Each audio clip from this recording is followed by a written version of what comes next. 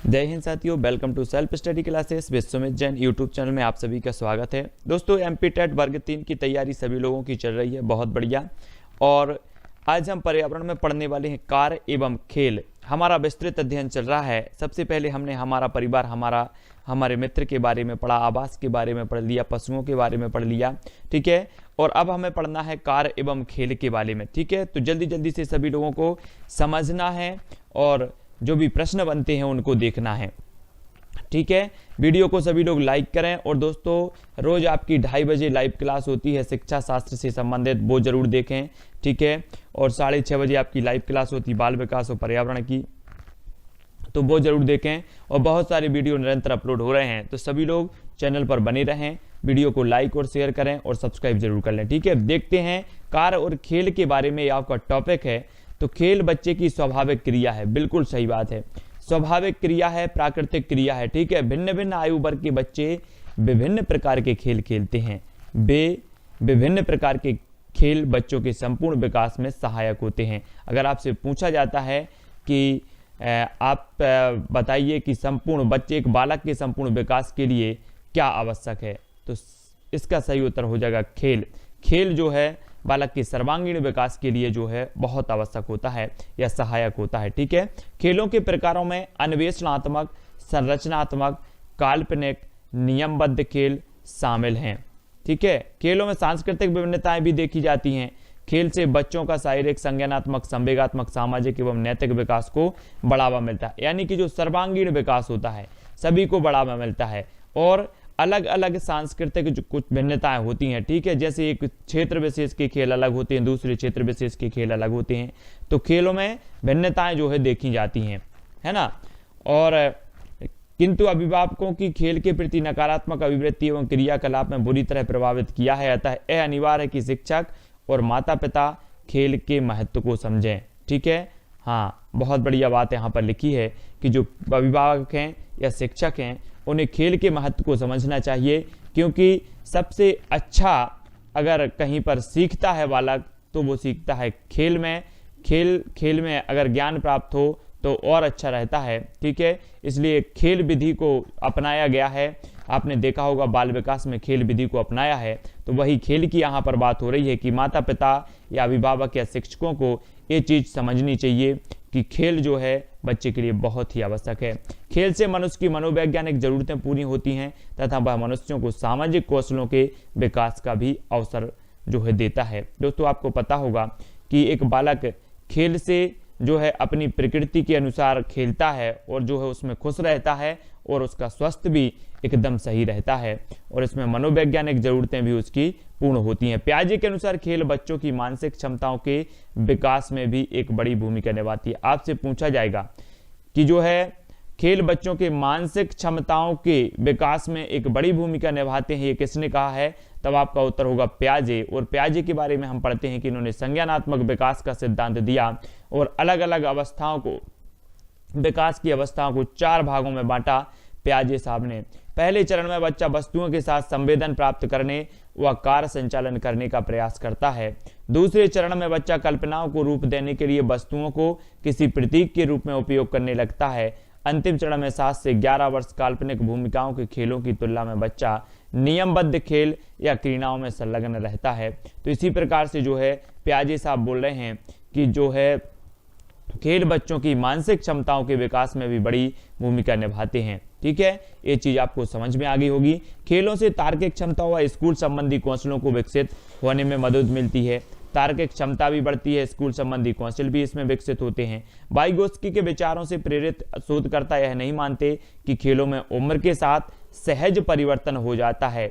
वे वयस्कों व सामाजिक संदर्भों से मिलने वाले मार्गदर्शन को इसके लिए महत्वपूर्ण मानते हैं। उनके अनुसार बच्चों के खेल के स्तर को वयस्क जो है बढ़ा सकते हैं। कौन बोला है, वाइगोत्स्की साहब बोल रहे हैं। वाइगोत्स्की के अनुसार जटिल भूमिकाओं वाले खेलों में बच्चों का अपने व्यवहार को संगठित करने का बेहतर व सुरक्षित अवसर मिलता है, जो वास्तविक स्थितियों में नहीं मिलता। इस तरह बच्चे के लिए निकट विकास का क्षेत्र बनाते हैं। स्कूली स्थिति की तुलना में खेल के मैदान बच्चों की एकाग्रता, स्मृति आदि उच्चतर स्तर पर काम करती है। देखो कितनी अच्छी बात कही है। यहाँ पर कहा है कि स्कूली स्थिति की तुलना में अगर बात की जाए कि खेल के दौरान बच्चों की जो एकाग्रता है, स्मृति है, उच्चतर स्तर पर काम करती है, उच्चतर स्तर पर। ठीक है, तो खेल खेल में शिक्षा जो है आधुनिक शिक्षा की बिल्कुल महत्वपूर्ण आवश्यकता है। खेल में बच्चे की नई विकास मान दक्षताएं पहले उभर कर आती हैं। खेल नाटकों में बच्चा अपने आंतरिक विचार के अनुसार काम करता है और मूर्त रूप में दिखने वाली चीज़ों से बंधा नहीं रहता। यहीं से उसमें अमूर्त चिंतन व विचार करने की जो है तैयारी होने लगती है। इसका मतलब है कि जब बच्चा एक खेल खेलता है तो वो अपनी प्रकृति के अनुसार वो खेल खेलता है और अपनी प्रकृति के अनुसार उसमें जो है वो अपनी पूरी एकाग्रता है उसको लगा देता है और सबसे अच्छा जो सीखता है वो खेल के मैदान में बच्चा सीखता है। ठीक है, ये चीज़ किसने कही है? वाइगोत्स्की साहब ने। अगला देख लेते हैं। अगली बात है, क्या बोल रहे हैं कि यह लेखन की भी तैयारी होती है क्योंकि लिखित परीक्षा में शब्द वस्तु जैसा नहीं होता, उसके विचार का प्रतीक होता है। ठीक है, उसके विचार का प्रतीक होता है। खेल में जो है निजी अनुभव प्राप्त होता है बालक को, और जितनी उम्र तक खेल में जटिल और विस्तृत भूमिकाओं व भाषा का प्रयोग होता है वह बच्चे के विकास के लिए एक प्रमुख गतिविधि बनी रहती है। यह स्थिति 10-11 साल तक के बच्चों में काम कर सकती है। धीरे धीरे इसका महत्व कम होने लगता है। शिक्षक बच्चों को खेलने का पर्याप्त समय व साधन देकर, विषयों का सुझाव देकर, झगड़ों का समाधान करके खेल को समृद्ध बना सकते हैं। ठीक है, तो इसी प्रकार से इन्होंने कहा है कि जितनी उम्र तक खेल में जटिल और विस्तृत भूमिकाओं व भाषा का प्रयोग होता है वह बच्चे के विकास के लिए एक प्रमुख गतिविधि बनी रहती है। खेल यकीनन एक ऐसी प्रक्रिया है जिसके जरिए हम और जानवर भी तरह तरह के अनुभवों को जांचते हैं, परखते हैं और देखते हैं कि उन अनुभवों का प्रयोग हम दूसरी परिस्थितियों में विभिन्न उद्देश्यों के लिए इस्तेमाल करते हैं। मतलब बहुत सारे जो अनुभव हैं हमें खेल के मैदान में खेल खेल में प्राप्त हो जाते हैं और इन अनुभव को हम क्या करते हैं, दूसरी परिस्थितियों में विभिन्न उद्देश्यों के लिए इस्तेमाल करते हैं। ठीक है, विद्यार्थियों के मानसिक व शारीरिक विकास के लिए शिक्षा के साथ साथ खेलों का भी विशेष महत्व है। खेलकूद व्यक्ति के बहुमुखी विकास के लिए आवश्यक है। स्वास्थ्य की दृष्टि से खेलकूद के कई लाभ हैं। इससे शरीर की मांसपेशियां एवं हड्डियां मजबूत रहती हैं, रक्त का संचार सुचारू रूप से होता है, पाचन क्रिया सुदृढ़ रहती है, शरीर को अतिरिक्त ऑक्सीजन मिलती है और फेफड़े भी मजबूत रहते हैं। खेलकूद के दौरान शारीरिक अंगों के सक्रिय रहने के कारण जो है शरीर की रोग प्रतिरोधक क्षमता भी बढ़ जाती है। इस तरह खेल मनुष्य के शारीरिक विकास के लिए बहुत ही आवश्यक है। तो खेल के बारे में इतने महत्वपूर्ण फैक्ट हमने जाने कि खेल कितना आवश्यक है एक बालक के लिए। खेल केवल मनुष्य के शारीरिक ही नहीं, मानसिक विकास के लिए भी आवश्यक है। इससे मनुष्य में मानसिक तनावों को झेलने की क्षमता में वृद्धि होती है। खेल कूद की इसी महत्ता को स्वीकार करते हुए स्वामी विवेकानंद ने कहा है कि यदि तुम गीता के मर्म को समझना चाहते हो तो खेल के मैदान में जाकर फुटबॉल खेलो। मोस्ट इंपॉर्टेंट क्वेश्चन यहां से बनेगा, आपसे क्वेश्चन पूछा जाएगा कि यदि तुम गीता के मर्म को समझना चाहते हो तो खेल के मैदान में जाकर फुटबॉल खेलो, ये किसने कहा है? तब आपका उत्तर होना चाहिए स्वामी विवेकानंद ने कहा है। ठीक है, ये नोट कर लेना कि यदि तुम गीता के मर्म को समझना चाहते हो तो खेल के मैदान में जाकर फुटबॉल खेलो, स्वामी विवेकानंद जी ने कहा है। कहने का तात्पर्य यह है कि खेलकूद द्वारा शरीर को स्वस्थ करके ही मानसिक प्रगति जो है हासिल की जा सकती है। महान दार्शनिक प्लेटो ने कहा था कि बालक को दंड की अपेक्षा खेल द्वारा नियंत्रित करना कहीं अधिक अच्छा होता है। बाल्यावस्था से लेकर किशोरावस्था का दौर है ना, तो यहाँ से आपको याद रख लेना है। क्या याद रख लेना है कि बालक को दंड देने की अपेक्षा खेल द्वारा नियंत्रित करना कहीं अधिक अच्छा होता है। ये किसने कहा है? तो ये कहा है प्लेटो महोदय ने। ठीक है, बहुत बढ़िया। ये दो फैक्ट निकल के आए हैं हमारे यहाँ खेल पर जो आपसे पूछे जा सकते हैं। बाल्यावस्था से लेकर किशोरावस्था का दौर व्यक्ति के शारीरिक ही नहीं, मानसिक विकास की दृष्टि से भी महत्वपूर्ण है। इस दौरान यदि उसकी ऊर्जा का सदुपयोग ना हो तो उसके गलत राह पर चल पड़ने की संभावना बनी रहती है। इसलिए कहा भी गया है कि किशोरावस्था को बड़े तनाव और तूफानों की अवस्था कहा जाता है। और इस किशोरावस्था में अगर आपको सही दिशा प्रदान कर दी गई, सही दिशा में मोड़ दिया गया तो आप आगे चलकर बहुत अच्छे आदमी बनोगे, है ना। और अगर आप गलत दिशा में मुड़ जाते हो इस अवस्था से तो निश्चित ही आपका जीवन खराब हो जाता है। वही यहाँ पर कहा गया है कि बाल्यावस्था से लेकर किशोरावस्था का जो दौर है व्यक्ति के शारीरिक ही नहीं मानसिक विकास की दृष्टि से भी महत्वपूर्ण है। इस दौरान यदि उसकी ऊर्जा का सदुपयोग ना हो तो उसके गलत राह पर चल पड़ने की संभावना बनी रहती है। इसलिए अच्छे शैक्षणिक संस्थानों में अवकाश के समय बच्चों को खेल कूद में जो है क्या किया जाता है, संलग्न किया जाता है। सभी को याद रख लेना है, व्यस्त रखा जाता है, जिससे अध्ययन या खेल कूद के अतिरिक्त उसका ध्यान कहीं और ना भटके। इसका एक और लाभ यह होता है कि इससे संस्थान में अनुशासन स्थापित करने में सहायता मिलती है। इस तरह खेल कूद से व्यक्ति में संयम, दृढ़ता, गंभीरता, एकाग्रता, सहयोग एवं अनुशासन की भावना का विकास होता है। खेल कूद में होने वाली हार और जीत जीवन में भी सफलता एवं असफलता के समय संतुलन बनाए रखते हैं। तो आपसे विभिन्न प्रकार के क्वेश्चन पूछे जा सकते हैं। खेल क्यों आवश्यक है, 4 पॉइंट दिए जाएंगे। जीवन को सफल बनाने के लिए, जीवन में सफलता असफलता के संतुलन बनाए रखने के लिए इस प्रकार से कई प्रकार के क्वेश्चन पूछे जाएंगे। तो ये सारी की सारी खेल के बारे में हमें व्यवस्थाएं, विशेषताएं पढ़ते रहना है। अगला हमारा टॉपिक है कि बच्चों के जीवन में खेल से होने वाले लाभ क्या हैं। तो सबसे पहला है कि मस्तिष्क का विकास होता है। ठीक है, काय का विकास होता है, मस्तिष्क का। एक ताजा सर्वेक्षण से पता चला है कि सक्रिय बच्चों में संज्ञानात्मक कौशल का विकास तीव्रता से होता है। निष्क्रिय बच्चों की तुलना में वे अच्छी तरह ध्यान केंद्रित कर पाते हैं और अपने मस्तिष्क का विकास भी अधिक अच्छी तरह कर पाते हैं। यह आपके बच्चे को खेलों में भाग लेने के लिए बहुत अच्छा कारण है। ठीक है, तो मस्तिष्क का विकास होता है खेलों में, ये पहला लाभ है। दूसरा लाभ है सामाजिक कौशल का विकास होता है। सामाजिक कौशल बहुत महत्वपूर्ण है। यदि आपका बच्चा खेलों में भाग लेता है तो उसमें सामाजिक कौशल का बहुत अच्छा विकास होता है। खेलों के दौरान आपका बच्चा अन्य बच्चों से मिलता है और उनसे बातचीत करता है। यह उसके सामाजिक कौशल के विकास में सहायक होता है। तो आपसे पूछा जाएगा निम्न में से बताइए कि जीवन में खेलों से होने वाला लाभ कौन सा नहीं है। तब आपको देखना है मस्तिष्क का विकास होता है, सामाजिक कौशल का विकास होता है, साथ ही बच्चा टीम वर्क सीखता है। खेलों से हम टीम वर्क का कौशल सीखते हैं। आपका बच्चा सीखता है कि किस प्रकार टीम की विजय में योगदान दिया जा सकता है। यह एक मूल्यवान गुण है। यह उन्हें तब सहायता देता है जब वे बड़े हो जाते हैं और नौकरी करते हैं। तो यहाँ पर बच्चा टीम वर्क भी सीखता है। मस्तिष्क का विकास भी होता है, यानी कि जब कोई शारीरिक गतिविधि होती है तो हमारे मस्तिष्क या हमारे सिर के अंदर जो अंग हैं उसका जो है विकास होता है। एक सक्रिय और पूर्ण रूप से विकसित मस्तिष्क आपके बच्चे को जल्दी सीखने और बढ़ने में सहायक होता है। स्वस्थ मस्तिष्क कुशल तरीके से जानकारी संग्रहित और पुनः प्राप्त कर सकता है। खेलों से शारीरिक विकास भी होता है। जी हाँ दोस्तों, खेल या अन्य शारीरिक गतिविधियों से मांसपेशियों का विकास होता है। स्वस्थ हड्डियों और मांसपेशियों के अच्छे विकास के लिए आपको आपके बच्चे को जो है किसी खेल या व्यायाम के प्रति उत्साहित करना चाहिए। अच्छे अंग विन्यास के विकास में सहायक, हम सभी यह बात जानते हैं कि खेलों से मजबूत और अच्छे शरीर का विकास होता है। उचित अंग विन्यास के लिए आपके बच्चे के शरीर की मांसपेशियों का गठबंधन सही तरीके से होना आवश्यक है तथा खेल आपके बच्चे के शरीर के लिए जो है सही विकास में सहायक होता है। स्वस्थ हृदय और स्वस्थ श्वसन के लिए सहायक, तो खेलों से संबंधित गतिविधियां थोड़ी बहुत कार्डियो वर्कआउट, हृदय से संबंधित व्यायाम के समान है।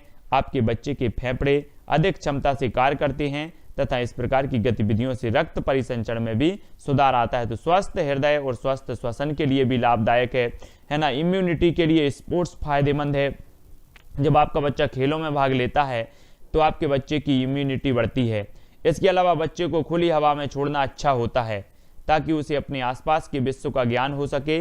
वास्तव में जब आपका बच्चा बाहर के विश्व में आता है तभी उसके शरीर में विशेष प्रकार के बैक्टीरिया के प्रतिरोध जो है विकसित होते हैं। तो ये चीज़ हमें याद रखनी है यहाँ पर कि जो खेल है इसके क्या क्या लाभ हैं। तो हमने पढ़ा कि मस्तिष्क का विकास होता है, सामाजिक कौशल का विकास होता है, बच्चा टीम वर्क सीखता है, मस्तिष्क का विकास भी होता है, खेलों से शारीरिक विकास भी होता है, अच्छे अंग विन्यास के विकास में सहायक है, स्वस्थ हृदय और स्वस्थ श्वसन में सहायक है, इम्यूनिटी के लिए स्पोर्ट्स जो है फायदेमंद है। तो इतने लाभ हैं, ये लाभ आपको पता होनी चाहिए क्योंकि आपसे पूछा जाएगा निम्न में से बताइए कौन सा बच्चे के जो है विकास के लिए सहायक नहीं है। तो आपको उत्तर बताना होगा। बच्चा प्रतियोगी भावना जो है सीखता है। जी हाँ दोस्तों, आपका बच्चा प्रतियोगी के विश्व में उतरे उससे पहले उसे यह सिखाना आवश्यक है कि प्रतियोगिता किस प्रकार की जाती है तथा खेल की गतिविधियों के माध्यम से उच्च स्थान पर कैसे पहुंचा जा सकता है। यानी कि जो प्रतियोगी भावना के गुण हैं, प्रतियोगिता के गुण हैं, वो उसके अंदर विकसित होने लगते हैं। बच्चा प्रतियोगी भावना सीखता है। खेल के माध्यम से बच्चे में खिलाड़ी भावना आती है। खिलाड़ी भावना आती है। जीतना और हारना जीवन का हिस्सा है तथा आपका बच्चा इसे खेल की उन गतिविधियों के माध्यम से सीखता है जिसमें वह हिस्सा लेता है। कभी कभी वह हार भी सकता है और कभी कभी जीत भी सकता है तथा तभी वह बातों को खिलाड़ी भावना से लेना सीखता है। तो यहाँ पर सारी की सारी चीज़ें और जीवन के यहाँ पर बहुत ही विभिन्न पहलू से रूबरू होते हैं। अगर बच्चा हारता है या बच्चा जीतता है तो उसे असफलता और सफलता का भी जो है एहसास होता है। प्रवाह के साथ बहना, खेल आपके बच्चे को किसी पल में पूर्ण ध्यान केंद्रित करने में सहायता करता है। जब वह बड़ा होता है तो वह गुण बहुत आवश्यक होता है। धैर्य की बात करें तो धैर्य खेल की गतिविधियों में शारीरिक सहनशीलता बढ़ती है, क्योंकि प्रत्येक गेम आखिरी तक खेला जाता है, जिससे आपका बच्चा सीखता है कि अधिक समय तक गर्मी में कैसे रहा जाता है। सहनशीलता, प्रत्येक गेम प्रत्येक खिलाड़ी की सहनशीलता के लिए चुनौती के समान होता है। सुनिश्चित करें कि आपका बच्चा इस प्रकार के खेलों में सहभागी हो ताकि उसकी सहनशीलता बढ़ सके। शारीरिक गतिविधियों में ताकत ही सब कुछ होती है। ठीक है, तो सभी लोगों को याद रख लेना है कि सहनशीलता बढ़ती है, धैर्यता बढ़ती है, प्रवाह के साथ बहना सीखता है, बच्चे में खिलाड़ी भावना आती है, बच्चा जीत का मूल्य समझता है। जब भी आपका बच्चा कोई गेम जीतता है तो उसे यह समझ में आती है कि जीत प्राप्त करना कितना कठिन है, कई सही चालों से ही जीत मिलती है और आपका बच्चा खेल की गतिविधियों के माध्यम से ही इन सब चीज़ों को सीखता है। तो कार्य एवं खेल में जो संबंध है वो देख लेते हैं। एक ही कार्यकलाप किसी के लिए खेल हो सकता है, एक ही कार्यकलाप किसी के लिए खेल हो सकता है और वही दूसरे के लिए कार्य। उदाहरण, जब बच्चे कक्षा में सिक्कों को पहचानना सीख रहे हैं तो वह कार्य कर रहे हैं। जब बच्चे कक्षा में सिक्कों को पहचानना सीख रहे हैं तो वह क्या कर रहे हैं, कार्य कर रहे हैं। परंतु जब वे सब्जी खरीदने और बेचने का खेल खेलते हैं और इस प्रक्रिया से स्वयं ही सिक्कों की पहचान करना सीख जाते हैं, तब यह गतिविधि खेल बन जाती है। इसलिए कहा जाता है कि शिक्षा को ऐसा बना दो कि वह खेल लगने लगे। जब बच्चा क्लास में बताया जाता है कि ये सिक्का है, ये सिक्का, ये 5 का है, ये 10 का है, तब बच्चे को थोड़ी सी बोरिंग लगती है। लेकिन अगर आप उसको सिखा दो कि आपको सब्जी बेचनी है और ख़रीदनी है, ये पैसे हैं और जो है आपको लेनी है, तब बच्चा स्वयं सीख जाता है, खेल के माध्यम से सीखता है और वो उसे रुचिकर लगता है और अपनी पूरी ताकत से, अपनी पूरी एकाग्रता से वह एक खेल खेलता है। तो इसलिए जो भी हमारी शिक्षा है उसको खेल के माध्यम से अगर सिखाया जाए तो बच्चा अपनी प्रकृति के अनुसार, अपनी एकाग्रता के अनुसार जल्दी सीखता है। दूसरा, खेल अपने आप में ही आनंददायक है। खेलने से बच्चों को बहुत संतोष मिलता है। जब बच्ची बार बार सीढ़ी पर चढ़ती है, बच्ची बार बार सीढ़ी पर चढ़ती है और उसे कूदती है, तो ऐसा वह इसलिए करती है क्योंकि उसे मज़ा आता है। ना तो यह क्रिया वह अपना कौशल दिखाने के लिए कर रही है, ना ही इनाम पाने के लिए कर रही है। आनंद के साथ साथ ऐसा करते समय बालिका के शारीरिक और क्रियात्मक कौशलों का अनायास ही विकास हो रहा है, जबकि यह उसका उद्देश्य नहीं है। तो खेल कितने फायदेमंद है एक बालक के विकास के लिए। अंतिम बात, खेल ऐसी क्रिया है जिसमें बालिका स्वेच्छा और खुशी से हिस्सा लेती है, अर्थात खेलने के लिए उस पर दबाव नहीं डाला जाता, खेल में उसका योगदान सक्रिय होता है। वयस्क प्रायः ऐसा मानते हैं। आपको पता होगा कि जो भी काम आप पूर्ण सक्रियता के साथ सीखते हो, खेलते हो या फिर करते हो, वो कार्य जल्दी हो जाता है, वो कार्य आप जल्दी सीख जाते हो। वयस्क प्रायः ऐसा मानते हैं कि जब बच्चे खेल रहे हैं तो उस क्रिया के बारे में गंभीर नहीं होते। यह धारणा बिल्कुल गलत है। बच्चे अपने खेल को बहुत संजीदगी से खेल लेते हैं। अगर उनके खेल में कोई व्यक्ति हस्तक्षेप करे या उसमें बदलाव करे तो बच्चे इसे पसंद नहीं करते। बच्चों के अपनी खेल क्रियाओं से अलग नियम होते हैं। शोधकर्ताओं ने यह जानने की कोशिश की है कि बच्चे और वयस्क अपना काफ़ी समय खेल में क्यों व्यतीत करते हैं। इस बारे में अलग अलग विचार हैं। कुछ शोधकर्ताओं के मतानुसार खेल और जीवन की समस्याओं और वास्तविकताओं से पलायन है और दुखों को भुलाने का एक माध्यम है। कुछ व्यक्ति खेल को अपना विश्रामदायक जो है क्रिया के रूप में देखते हैं। अन्य लोगों का दृष्टिकोण यह है कि खेल द्वारा हमारे शरीर की अतिरिक्त ऊर्जा खर्च होती है। बच्चों के खेल के बारे में एक महत्वपूर्ण दृष्टिकोण यह है कि इसके द्वारा बच्चे वयस्कों की भूमिका निभाने के लिए तैयार होते हैं। तो अलग अलग दृष्टिकोण हैं। सभी शोधकर्ता इस बात से सहमत हैं कि बच्चे खेल द्वारा बहुत कुछ सीखते हैं और खेल से विकास को गति मिलती है। अध्ययनों से यह प्रमाणित होता है कि जिन बच्चों को खेलने के अवसर और प्रेरणा नहीं मिलती वे विकास के हर क्षेत्र में पिछड़ जाते हैं और यही सर्वमान्य मत माना जाता है। खेल का महत्व जान लेते हैं। खेल संज्ञानात्मक विकास को आगे बढ़ाता है और आपको पता होगा कि संज्ञानात्मक विकास का जो सिद्धांत दिया है वो जीन पियाजे साहब ने दिया है और इसमें इन्होंने विकास की 4 अवस्थाएं बताई हैं। अलग अलग उम्र की जो अवस्थाएं हैं वो इन्होंने रखी हैं। बच्चे जिज्ञासु प्रकृति के होते हैं। खेलते हुए बच्चों को वस्तुएं छूने, उन्हें ध्यान से देखने और आसपास के वातावरण की छानबीन करने का मौका मिलता है और इससे उन्हें अपने मन में उठते हुए अनेक प्रश्नों के उत्तर मिलते हैं। खेल क्रियाओं के माध्यम से वे आम घटनाओं के घटित होने के कारण भी समझने लगते हैं। बच्चों को इच्छानुसार खेलने के अवसर देने से हम उनकी सीखने में मदद करते हैं। खेल बच्चों को खोज करने और उसके द्वारा स्वयं सीखने का अवसर प्राप्त होता है। खोज का अर्थ है घटनाओं और वस्तुओं के बारे में स्वयं पता लगाना। ठीक है, तो जो खेल का महत्व है वो हमने यहाँ पर देखा कि बच्चे जिज्ञासु प्रवृत्ति के होते, अपने आसपास के वातावरण के बारे में जानना चाहते हैं और वो सजग रहते हैं और विभिन्न प्रकार की वस्तुओं को देखते हैं, उनको छीते हैं और इससे उनके अनेक प्रश्न जो उनके अंदर उठते हैं उनके उत्तर मिल जाते हैं। खेल कल्पनाशीलता और सृजनात्मकता को बढ़ावा देता है। खेल में बच्चे कल्पना द्वारा अलग अलग भूमिकाएं निभाते हैं। ऐसा करते हुए उनकी बुद्धि और व्यवहार उसी व्यक्ति के अनुसार होता है जिनकी वह भूमिका कर रहे हैं। इस कारण वे उन व्यक्तियों के विचार और भावनाओं को भी प्रदर्शित करते हैं।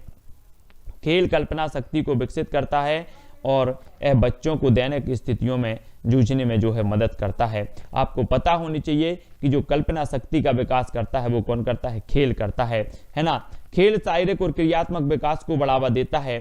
शारीरिक और क्रियात्मक विकास को बढ़ावा कौन देता है? खेल देता है। शारीरिक और क्रियात्मक कौशलों का विकास अभ्यास करने पर निर्भर करता है। खेल ऐसी क्रिया है जो बच्चों को अभ्यास के पर्याप्त अवसर प्रदान करती है।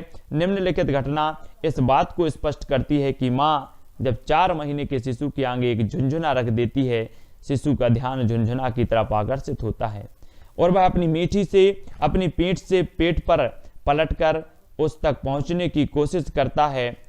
यह करने के लिए मांसपेशियों का समन्वय जरूरी है। बार बार झुनझुने तक पहुंचने के प्रयास में शिशु को मिट्टी खाने का अवसर मिलता है और धीरे धीरे वह आसानी से कर लेता है। बच्चे जब ईंटों की एक पंक्ति पर चलने की कोशिश करते हैं, दीवार फांदते हैं, सीढ़ी चढ़ते हैं, झूलों में लटकते हैं, दौड़ने के लिए खेलते हैं, साइकिल की सवारी करते हैं तो उनकी बहुत मांसपेशियों का समन्वय बढ़ता है। खेल में जमीन में गड्ढे खोदने, फूलों के हार बनाने, चित्र बनाने, उनमें रंग भरने में बच्चों की लघु मांसपेशियों का विकास बढ़ता है। तो इसी प्रकार से कई प्रकार के प्रश्न यहाँ से बनेंगे। खेल भाषाई विकास में भी सहायक है। भाषा जानने के लिए उनका भाषा को सुन पाना और बोल पाना आवश्यक है। पालनकर्ता के साथ विनोदशील क्रियाओं में बच्ची की भाषा सुनने के बहुत अवसर मिलते हैं जो उसे बोलने के लिए प्रेरित करते हैं। तो खेल भाषाई विकास में भी सहायक है। ये चीज भी हमें यहाँ पर याद रखनी है। अगला देख लेते हैं। अगला हमारा कि बच्चे चौकोर, गोल, सीधी और वक्र रेखा जैसी विभिन्न आकृतियों को समझने लगते हैं जो बाद में उन्हें भिन्न अक्षरों में पहचानने में मदद करती हैं। खेलते हुए बच्चे यह देखते हैं कि काला और लाल वृत्त या छोटा बड़ा वृत्त सभी गोलाकार हैं। इससे उन्हें समझने में मदद मिलेगी कि का अक्षर का ही रहता है, चाहे वह शब्द के शुरू में हो या अंत में। खेल में वह पहले और बाद बाएं और दाएं, ऊपर नीचे जैसी संकल्पनाओं का अर्थ सीखती है जो कि लिखना और पढ़ना सीखने के लिए अति आवश्यक है। खेल क्रियात्मक विकास में सहायक होते हैं जो कि लिखना सीखने के लिए बहुत आवश्यक है। खेल द्वारा बच्चे सामाजिक होना सीखते हैं। एक बच्चा होता है, एक शैशवावस्था में जो बच्चा होता है, शैशवावस्था में इसका सामाजिकरण शुरू हो जाता है बच्चे का, और इसका सबसे पहले अपने परिवार के बारे में ये जानता है, अपनी माँ के बारे में जानता है, अपने परिवार के बारे में जानता है, अपने आस पड़ोस के बारे में जानता हुआ इसका सामाजिक विकास होता है। खेल द्वारा बच्चे सामाजिक होना सीखते हैं। जब माँ शिशु को नहलाती है, कपड़े पहनाती है, सुलाती है और उसकी अन्य सभी आवश्यकताओं का ध्यान रखती है तो इन अंतःक्रियाओं के दौरान बालिका माँ को पहचानने लगती है। उसका माँ से लगाव भी बढ़ता है। यह शिशु का पहला सामाजिक संबंध है जिसका उसके भावी संबंधों पर भी गहरा प्रभाव पड़ता है। अगर आपसे क्वेश्चन पूछा जाता है कि एक शिशु का पहला सामाजिक संबंध कौन है, तब आपका उत्तर होगा उसकी माँ। ठीक है, यहाँ से एक क्वेश्चन भी बन सकता है। जीवन के प्रारंभिक वर्षों में अपने हाथों पैरों से तथा आसपास की वस्तुओं से खेलती है। इससे शिशु को यह पता चलता है कि उसका शरीर आसपास की वस्तुओं से अलग है। ऐसा अनुभव के द्वारा उसकी अपने बारे में धारणा विकसित होती है। खेल के दौरान बालिका यह समझती है कि लोगों और वस्तुओं पर क्या प्रभाव पड़ सकता है। वह यह समझने लगती है कि रोने पर माँ उसके पास आएगी, जब वह हंसेगी तो माँ भी हंसेगी, उसे गोद में उठा लेगी। जब वह डिब्बे को धक्का देती है तो वह उससे दूर हो जाता है। इससे बच्चे को पता चलता है कि किस तरह उसकी गतिविधियां वातावरण पर असर डालती हैं। परिवेश होने का एहसास होता है। जैसे जैसे बालिका बड़ी होती है वह अन्य बच्चों के साथ खेलती है। उनके साथ खेलते हुए आपस में चीजें बांटना, नियमों का पालन करना, अपनी बारी की प्रतीक्षा करना सीखती है। इस प्रकार वह अन्य लोगों के दृष्टिकोण को ध्यान में रखना और उनको महत्व देना भी सीखती है, जहां से इसका अनुशासन का विकास होता है। खेलते समय बच्चे अक्सर वयस्कों की नकल करते हैं। इस प्रकार से उपयुक्त व्यवहार और उन भूमिकाओं को सीखते हैं जो कि उन्हें बड़े होकर निभानी होंगी। खेलते हुए परस्पर क्रिया में वे विभिन्न प्रकार के कार्यों, त्योहारों, धारणाओं के बारे में भी जानकारी प्राप्त करते हैं। तो खेल भावात्मक विकास में भी सहायक है। खेल क्रियाएं बच्चों को हर्षोल्लास, क्रोध, भय और दुख व्यक्त करने का अवसर प्रदान करती हैं। खेल में कुछ भी मनचाहा करने की छूट होती है, बशर्ते कि उससे किसी को हानि न पहुंचे। खेल उन भावनाओं और संवेगों को व्यक्त करने का मौका देता है जो अन्य स्थितियों में अभिव्यक्त नहीं किए जा सकते। उदाहरणतः खेल में पिता की भूमिका का अभिनय करते हुए बालिका दूसरे बच्चे को अपनी आज्ञा का पालन करने के लिए कह सकती है। ऐसा वह अन्य स्थितियों में शायद न कर सके। लड़ाई का दृश्य खेलते समय वह जोर से चिल्ला सकती है, वस्तुएं इधर उधर पटक सकती है, जिसकी अनुमति उसे आमतौर पर नहीं मिलती। यह काल्पनिक खेल स्थिति उसे अपने गुस्से और भावनाओं को व्यक्त करने का मौका देती है। इस तरह खेल द्वारा अव्यक्त भावनाएं उभर कर सामने होती हैं। तो आपके आसपास भी बच्चे होते हैं और आप देखते हैं कि बच्चे स्कूल जाने लगते हैं, तब स्कूल में वो टीचर खेलते हैं, है ना। ऐसी अनेकों प्रकार की भाई बहन का खेल खेलती हैं। तो इन सब से क्या होता है, उसकी भावना का विकास होता है। वो विभिन्न जो हमारे संबंध होते हैं, विभिन्न स्थितियां होती हैं, उनसे निपटने और उनसे समझौता करने, उनसे संबंध बनाने की जो है क्रियाएं सीखती है। ये चीज आपको समझ लेनी है। बच्चों के खेल में उनकी भावनाएं और मनोदशाएं स्पष्ट रूप से झलकती हैं। इसलिए खेल उन बच्चों के लिए उपचार या चिकित्सा है जो परिस्थिति के अनुसार सामान्य भावात्मक प्रतिक्रिया नहीं दर्शाते। ठीक है, खेल बच्चों के विकास में मदद करके उन्हें भविष्य की भूमिकाओं के लिए तैयार करते हैं। खेल में सीखी गई संकल्पनाएं, पढ़ने लिखने के कौशल और समूह खेल में हिस्सा लेने की क्षमता तथा बाद में स्कूल में समायोजन में मदद करते हैं। अतः खेल औपचारिकता शिक्षा की तैयारी में सहायक होता है। खेल प्रश्न पूछने, खोजबीन करने की मनोवृत्ति को परिभाषित करता है। जैसे जैसे बच्चे नई चीजें सीखते हैं और उनमें निपुणता प्राप्त करते हैं, वह अपने बारे में आश्वस्त होते हैं। यह बढ़ता हुआ आत्मविश्वास उन्हें चुनौतियां स्वीकार करने के लिए तैयार करता है।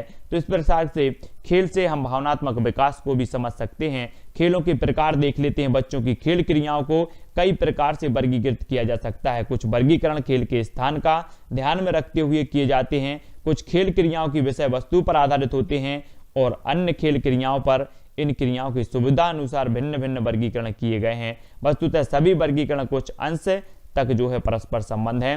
पहला, मुक्त और संरचनात्मक खेल। पालनकर्ता लक्ष्यों और उद्देश्यों को ध्यान में रखते हुए कई खेल क्रियाएं आयोजित करते हैं। इन क्रियाओं में बच्चों को पालनकर्ता के अनुदेशों का पालन करना पड़ता है। उसके पास खेल क्रिया को बदलने की अधिक स्वतंत्रता नहीं होती।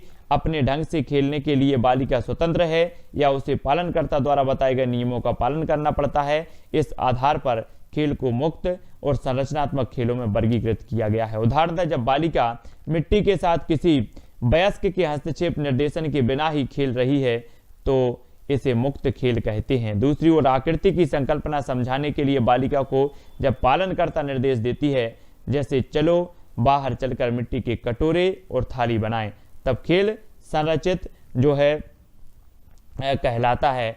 इसका यह अर्थ नहीं है कि मुक्त खेल से बच्चे कुछ नहीं सीखते। सभी प्रकार के खेलों से बच्चों को सीखने में बढ़ावा मिलता है। अंतर केवल यह है कि संरचित खेल क्रिया से जिस उपलब्धि की आशा होती है वह पालनकर्ता द्वारा पहले से निर्धारित होती है। दोनों प्रकार के खेल बच्चों के लिए अनिवार्य है। मुक्त खेल जिज्ञासा और पहल को बनाए रखता है और बच्चों को खोज करने के लिए प्रोत्साहित करता है। संरचनात्मक खेल में पालनकर्ता बालिका का ध्यान कुछ विशेष पहलुओं की ओर आकर्षित कर सकती है जिसके बारे में उसने सोचा ना हो। इस प्रकार संरचनात्मक खेल विशेष लक्ष्य की प्राप्ति में मदद करता है। पालनकर्ता को यह ध्यान में रखना आवश्यक है कि दोनों ही प्रकार की खेल क्रियाओं में बच्चों को आनंद आए। बाहरी और भीतरी खेल, बाहरी और भीतरी खेल के बारे में देखेंगे। जैसा कि नाम से स्पष्ट है, खुले मैदान में खेले जाने वाले बाहरी खेल है ना, वह घर में खेले जाने वाले जो खेल हैं वो भीतरी खेल कहलाते हैं। समझ में आ गया सभी को। घर के बाहर खेले जाने वाले खेलों में क्रियाओं के अवसर मिलते हैं क्योंकि यहाँ स्थान अधिक व बाधाएं कम होती हैं, और घर के अंदर जो खेले जाने वाले खेल हैं उन्हें जो है अंदर खेले जाने वाले खेलों के लिए स्थान सीमित होता है और गतिविधियों की स्वतंत्रता अपेक्षाकृत कम होती है। वैसे तो बाहरी व भीतरी खेलों में भिन्नता बहुत कम होती है। कई भीतरी खेल बाहर खेले जा सकते हैं और बाहरी खेल भी थोड़े से परिवर्तन के साथ अंदर खेले जा सकते हैं। कभी कभी भीतरी खेल क्रिया को बाहर करने से नीरसता दूर होती है और बच्चे के लिए वही क्रिया नई और रुचिकर बन जाती है। ओजस्वी एवं शांत खेल, बच्चे भागने कूदने और उछलने वाले खेल खेलना पसंद करते हैं, अर्थात वह खेल जिसमें अधिक ऊर्जा की आवश्यकता होती है। ऐसी खेल क्रियाएं सक्रिय खेल क्रियाएं कहलाती हैं। वे खेल जिनमें अधिक शारीरिक क्रिया की आवश्यकता ना हो, जैसे जमीन पर चौक से लिखना, चित्र बनाना, मिट्टी से खिलौने बनाना और पत्थरों से मीनार बनाना बच्चों को आराम देती है। ऐसे खेल जिनमें अधिक ऊर्जा व्यय नहीं होती शांत खेल कहलाते। आपसे पूछा जाएगा शांत खेल किसे कहते हैं, तब आपका उत्तर होगा ऐसे खेल जिनमें अधिक ऊर्जा व्यय नहीं होती, तब उसे क्या कहा जाता है, शांत खेल कहा जाता है। वैयक्तिक और सामूहिक खेल, जब बालक बालिका स्वयं अकेले खेलती है तो यह वैयक्तिक खेल कहलाता है। जब वह 2 या 2 से अधिक बच्चों के साथ खेलती है तो सामूहिक खेल कहलाता है। इसमें खेलने के लिए आवश्यक है कि बच्ची दूसरों के दृष्टिकोण को ध्यान में रखे और खेल के नियमों का पालन करे। जैसा कि आप पढ़ चुके हैं, ये योग्यताएं उम्र के साथ विकसित होती हैं। ठीक है, तो यहाँ पर तो सब आपको समझ में आ रहा ही होगा दोस्तों, बहुत ही सरल टॉपिक है।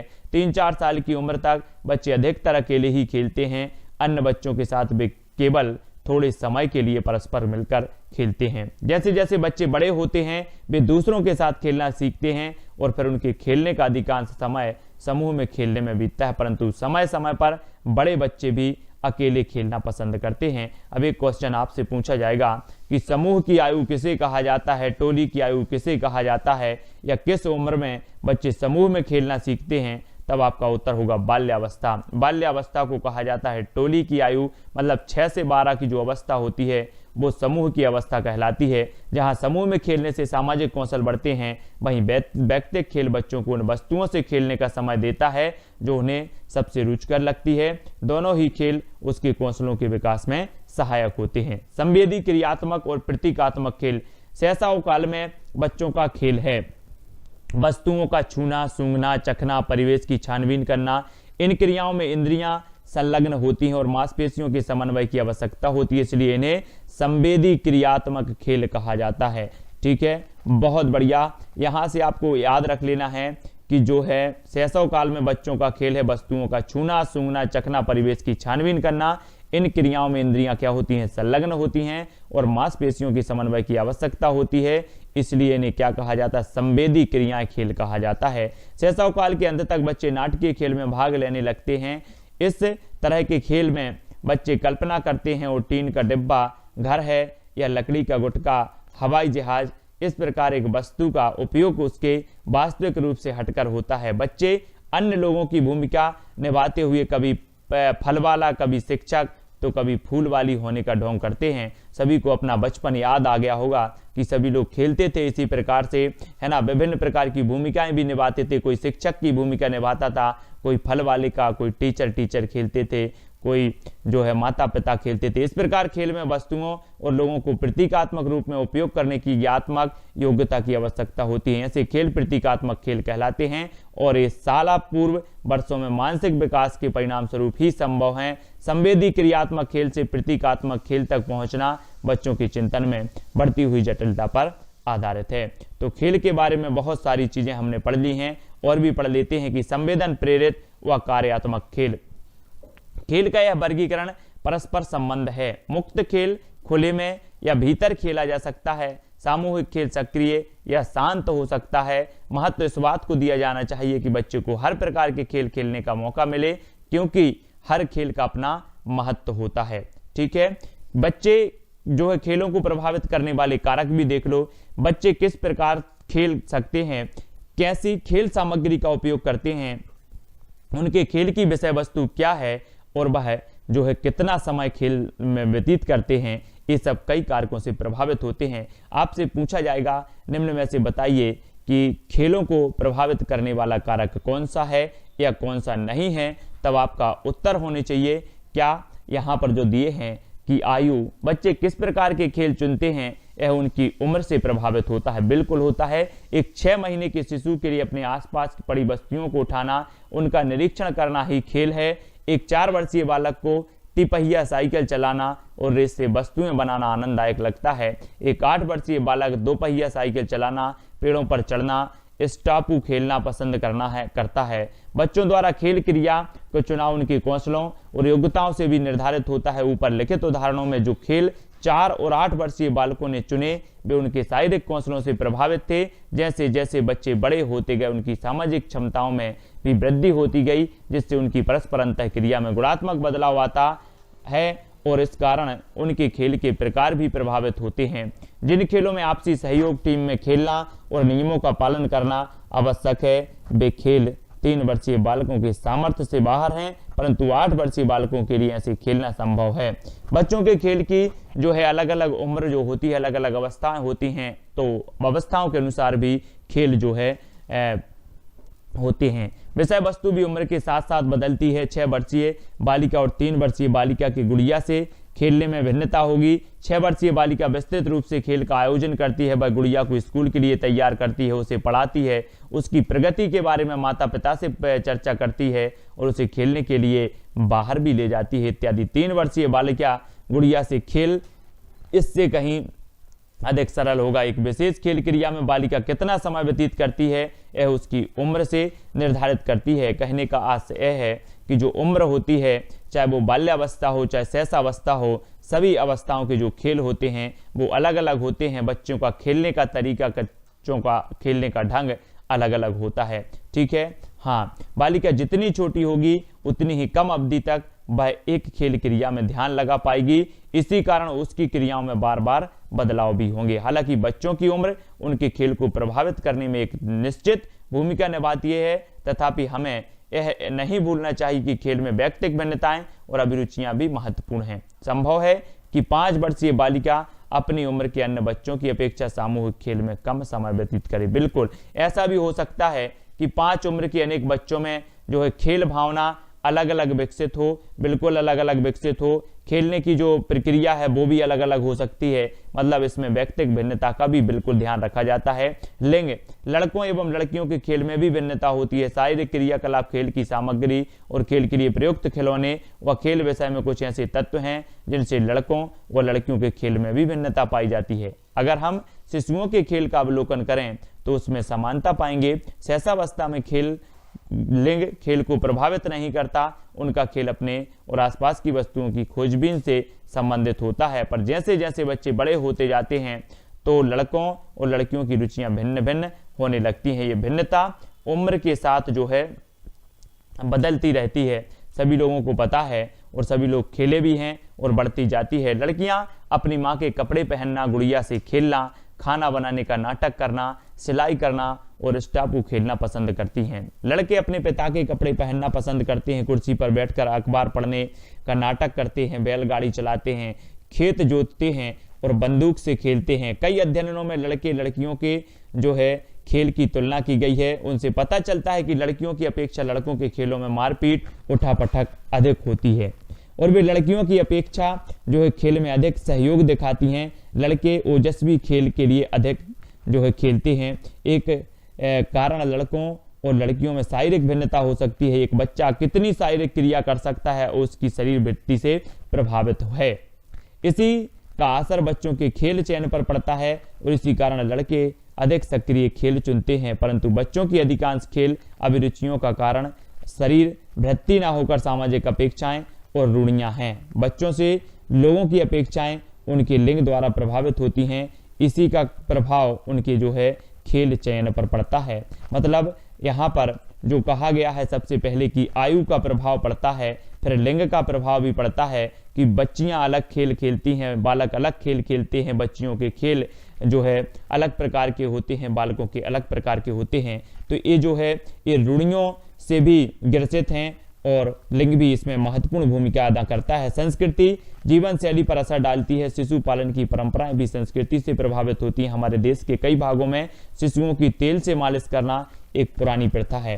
माँ आमतौर पर गाना गुनगुनाती है, बच्चे के साथ बात करती है और खेलती है। भारत के सभी भागों में इस प्रकार के कई माँ और शिशु के खेल हैं।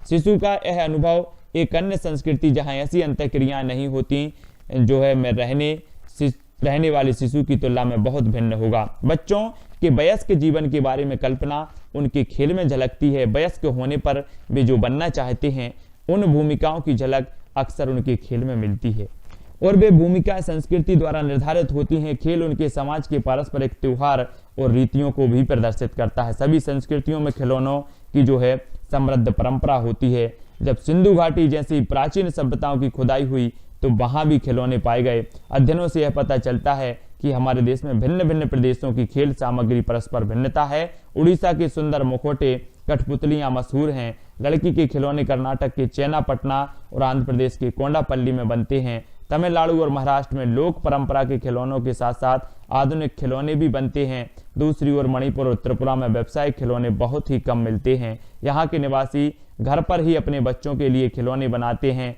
हमारे देश के अधिकांश भागों में त्योहार के समय बहुत से लोग खिलौने बाजारों में मिलते हैं। इन खिलौनों का जो है व्यावसायिक रूप से बनाए गए खिलौनों के समान शैक्षिक महत्व होता है। तो बहुत सारी चीजें हैं जो हमें समझ में आती जा रही हैं खेल के माध्यम से। सामाजिक वर्ग की बात करें कि निम्न सामाजिक वर्ग में बच्चों का अधिकांश समय माता पिता के काम में सहायता करते हुए बीतता है। कार्यों में व्यस्त रहने के कारण खेलने के लिए उन्हें बहुत कम समय मिल पाता है। अपने काम के दौरान ही वे खेलने का समय निकालते हैं। मध्यम और उच्च सामाजिक वर्ग के बच्चे के पास खेल के लिए अधिक समय होता है क्योंकि आय उत्पादक गतिविधियों में उनका जो है हिस्सा उनका कोई वो नहीं होता है ना, योगदान नहीं होता। तो परंतु इन वर्गों के कुछ परिवारों में माता पिता पढ़ाई पर बहुत जोर देते हैं और इस कारण बच्चों के खेलने का जो है समय कम कर देते हैं। सामाजिक वर्ग में यह भी निर्धारित होता है कि बच्चों को खेलने के लिए कितनी और कैसी जगह मिलेगी। जो बच्चे बड़े मकानों में रहते हैं जहां बाग बगीचे होते हैं वे उस जगह को खेलने के लिए उपयोग में ला सकते हैं। जो बच्चे के एक कमरे वाले मकानों में रहते हैं उन गलियों और सड़कों पर अपने खेलने का स्थान ढूंढना जो है पड़ता है। परिस्थिति और परिवेश शहर की भीड़भाड़ में खेलने के लिए खुली जगह कम ही मिल पाती है, फिर भी बच्चे खेलने के लिए जगह ढूंढ लेते हैं। आपने उन्हें तंग गलियों में, सड़कों पर और घर की छतों पर खेलते हुए देखा होगा। शहरों में पौधों को देखने का अवसर कम मिलता है। ग्रामीण और जन क्षेत्र में खेलने के लिए खुली जगह अधिक मिलती है और बच्चे प्रकृति के अधिक समीप होते हैं। कहाँ पर? ग्रामीण क्षेत्रों में। खेल का मनोवैज्ञानिक दृष्टिकोण एरिक्सन और अन्ना फ्रायड के अनुसार खेल अपूर्ण रह गई इच्छाओं का स्थानापन्न और अतीत की घातक घटनाओं से मुक्ति और पुनर्जीवन का एक रास्ता है। ठीक से अगर आपसे पूछा जाता है कि जो है किसके अनुसार खेल अपूर्ण रह गई इच्छाओं का स्थानापन्न और अतीत की घातक घटनाओं से मुक्ति और पुनर्जीवन का एक रास्ता है, तब आपका उत्तर होगा एरिक्सन और अन्ना फ्रायड। ठीक है। हाँ, मनोविश्लेषणात्मक पद्धति खेल के सामाजिक संवेगात्मक पक्षों पर बल देती है। अब आपको पता होगा कि मनोविश्लेषणवाद के जनक कौन माने जाते हैं? फ्रायड माने जाते हैं। मनोविश्लेषणात्मक पद्धति खेल के सामाजिक संवेगात्मक पक्षों पर बल देती है। खेल के द्वारा बच्चा माता पिता के साथ अपने मानसिक द्वंद्वों और विवेकहीन भयों का समाधान करता है। एक बच्चा राक्षस खेलकर अंधेरे के भय पर काबू पाती है। एक बच्चा जो है अपनी गुड़िया को किसी नियम के कल्पित उल्लंघन के लिए उसी तरह सजा देता है जैसे एक माता पिता उसको सजा देते हैं। एरिक्सन की दृष्टि से जो है प्री स्कूल चरण के दौरान खेल एक बच्चे के लिए खोज, पहल और स्वतंत्रता का रास्ता है। मनोवैज्ञानिक दृष्टि से खेल विरेचक अनुभव में माध्यम से आक्रामकता को दिशा देने का एक तरीका है। यह अतीत के लिए एक प्रतिक्रिया है और अतीत की घटनाओं की ओर लौटने की प्रक्रिया का एक तंत्र है। ठीक है। हाँ, खेल का सामाजिक विकास दृष्टिकोण पार्टेल और अन्य सिद्धांतकार जो है खेल को सामाजिक आदान प्रदान के रूप में की तरह देखते हैं, जो सहपाठियों के साथ सहयोगी कार्यों में संलग्न होने की बच्चों की विकसित होती हुई क्षमता को उत्तम भी बनाते हैं। ठीक है, और प्रतिबिंबित भी करता है। खेल के आरंभिक चरणों में सहपाठियों के साथ आदान प्रदान लगभग नहीं या बहुत थोड़ा होता है और उस समय सामाजिक कौशलों के प्रयोग में असमर्थता भी दिखती है। आगे चलकर दूसरे पक्ष से देखने की क्षमता, विभिन्न भूमिकाओं में समन्वय, जैसे एक माँ एक बच्चा, खेल की विषय वस्तु के बारे में बातचीत और झगड़ों को सुलझाने की सामर्थ्य का विकास होता हुआ दिखाई देता है। खेल में कल्पित और नाटकीय स्थितियां सामान्यतः सामाजिक आदान प्रदान की अधिक परिपक्व विधियां मानी जाती हैं। मनोवैज्ञानिक की नज़र में खेल अतीत से मुक्ति और पुनर्जीवन का रास्ता, खोज, पहल और स्वतंत्रता का रास्ता, ये जो है मनोवैज्ञानिकों की नज़र में खेल के संबंध में अवधारणा है कि अतीत से मुक्ति और पुनर्जीवन का रास्ता, खोज, पहल और स्वतंत्रता का रास्ता। खेल का संचारवादी सिद्धांत पियाजे के अनुसार बच्चे की विकसित होती हुई मानसिक क्षमताओं में खेल एक बड़ी भूमिका निभाता है। पियाजे ने खेल के विभिन्न चरणों का उल्लेख किया है। पहला चरण, जिसे वे अभ्यास या कार्यात्मक खेल कहते हैं, संवेदित प्रेरित क्रिया के दौरान जो है एक लक्षण है। कार्यात्मक खेल में बच्चा वस्तुओं के इस्तेमाल की परिचित पद्धतियों को दोहराता है। उदाहरण के लिए खाली प्याली से पीता है, हाथों के इस्तेमाल से बालों में कंघी करने का नाटक करता है। दूसरा चरण प्रतीकात्मक खेल है, जिसका उभार क्रिया पूर्व परिचालन पूर्व दौर में होता है। यह मानसिक प्रतीकों के इस्तेमाल के दौर है। वस्तुएं अपने से अलग किसी वस्तु का प्रतीक होती हैं। प्रतीकात्मक खेल में एक लकड़ी के गुटके, ब्लॉक को टेलीफोन, नाव, कुत्ता, केला या हवाई जहाज जो है बनाया जा सकता है।